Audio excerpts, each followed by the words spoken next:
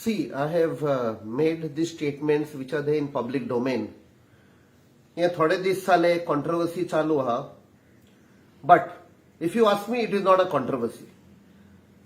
In June, Prime Minister Modi was invited for the G7 summit as an invitee, which was held in Italy. And then a statement below that Pradhan Mantri has invited Pope Francis to India. During the election time, Modi had come to Margao and he had spoken about exposition and all that thing.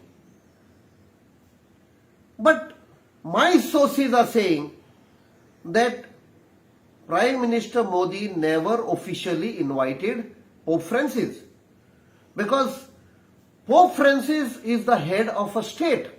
He is the head of Vatican, just like Prime Minister Modi is the head of India.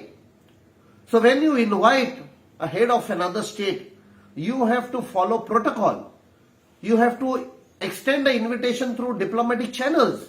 You have to work out the entire tour, the entire travel, where the head of state, in this case Pope Francis, would come, when he would come, which are the states he would visit, what is his tour. That has never happened. So about 15 days back, when I inquired with my colleague in Delhi, he made some inquiries through his sources and confirmed there's no official invitation has been extended to Pope Francis. Now, better late than never. या सरकाराक तर if there is a political will, मना काळजांसान तर wish असा invite करपाक, extend the invitation through official channels. Still it is possible. Pope Francis can come to India.